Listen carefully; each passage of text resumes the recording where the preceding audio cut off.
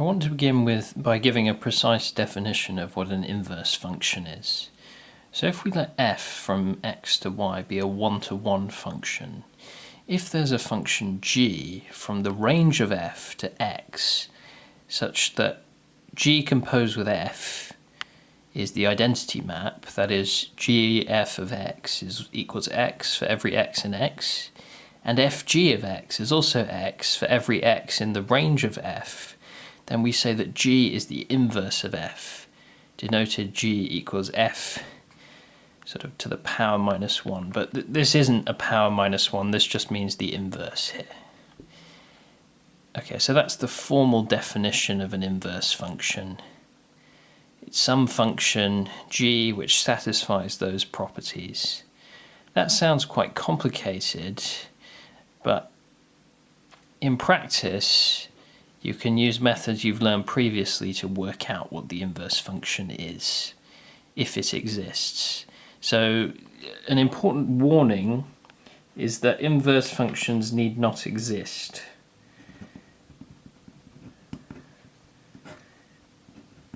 We need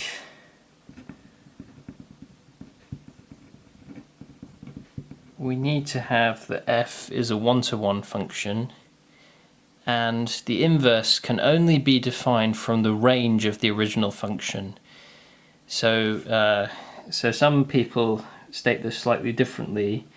They, instead of doing this business with range f, they just say if f is a function such that the codomain is the range. But yeah, so that's something to be slightly careful of. In practice, this definition isn't hugely important, but I just wanted to state the precise definition.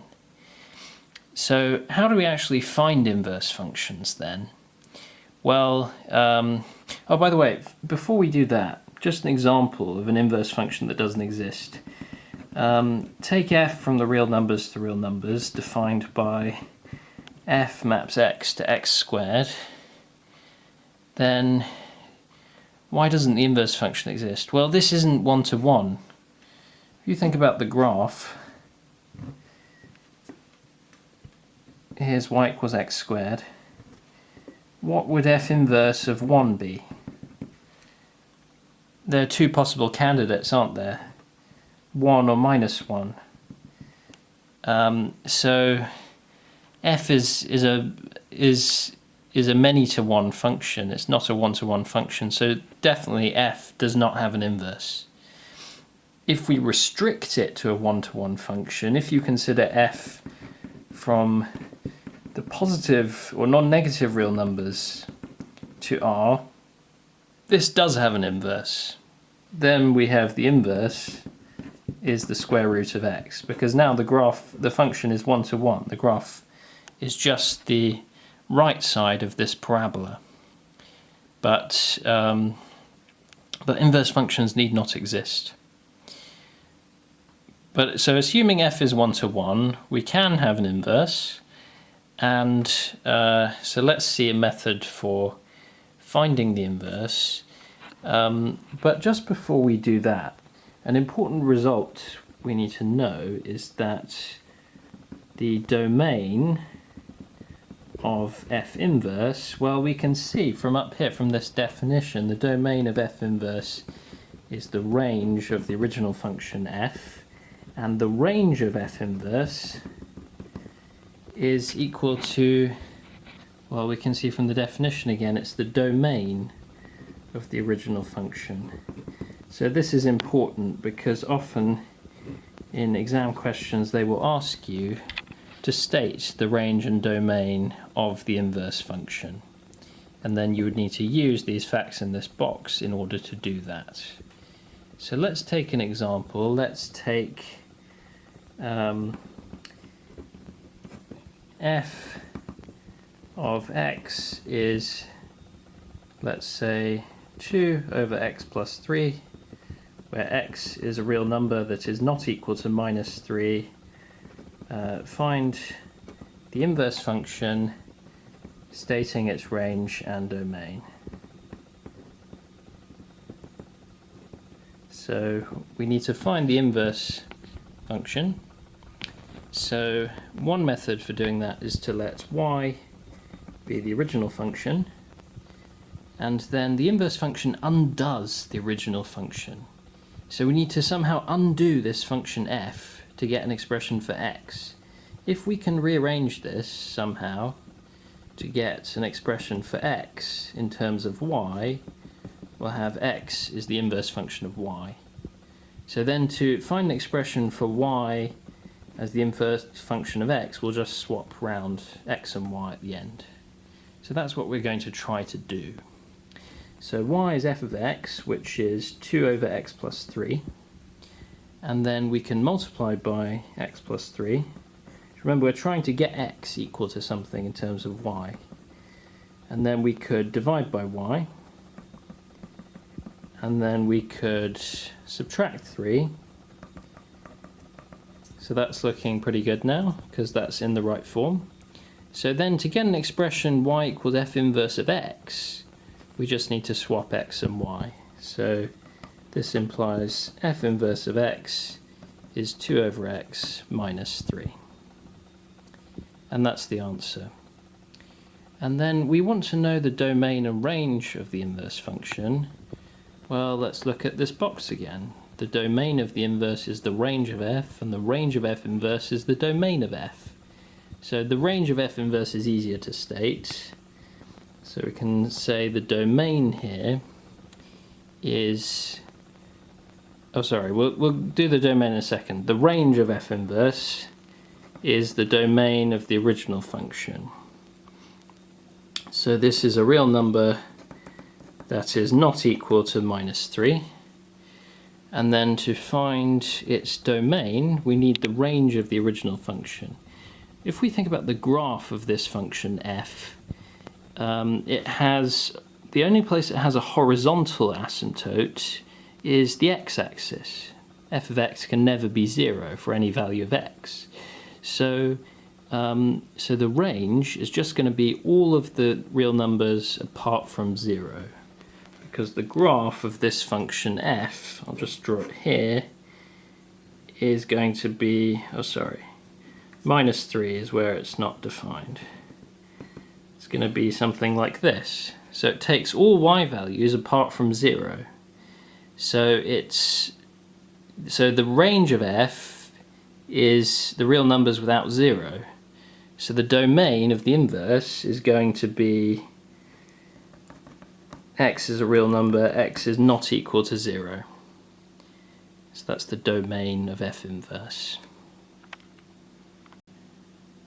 Now let's consider the graph of this function f.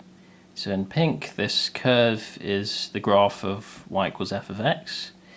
And note that for any point on this curve, any point on this pink curve has coordinates. So if this x value, if we call it x, then its y coordinate is f of x. Now I want to know what the graph of the inverse function looks like. What happens if I reflect this point, x comma f of x, in the line y equals x? Well, reflecting a point in the line y equals x, think about what happens if you reflect, say, 1 comma 4 in the line y equals x. Where does it go? It goes to the point 4 comma 1. Reflecting this point just swaps the x and y coordinates. It takes it to some point here that has coordinates f of x comma x. And then we might ask, well, what curve does this point, if we do this for every point on this graph, we get, so if we reflect everything, I'll try and do it carefully, we get something like this. And then this green curve, we could ask, well, what curve is that? Well, each point on it is of the form f of x comma x. And so how are the x and y coordinates of this point related to each other? Maybe if we call this point also capital X comma capital Y, where x is f of x and y is x, then notice the way these are related to each other is that y is f inverse of x. So this green curve is the graph of the inverse function. So this is kind of a sketch of the proof that the reflection of the graph of y equals f of x in the line y equals x is the graph of the inverse function.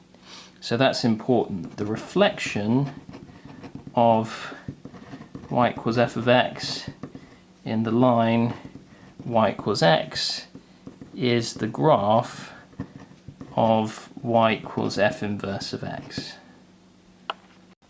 In this example, the function f is defined by f of x equals x squared minus 1, where x is greater or equal than 0.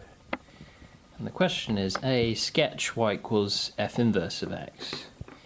So if we first sketch y equals f of x, and remember we only have x is greater or equal than 0, so the graph looks something like this. And then we know that the graph of the inverse function is a reflection of this in the line y equals x. So this line here is y equals x. If we reflect this, we're going to get something like this. So this is y equals f inverse of x. I've made it a bit too steep, I think, but it should look something like this. And then part B says solve f inverse of x equals f of x. So it would not be a good idea to find the inverse function and then set that equal to x squared minus 1 and try to solve algebraically.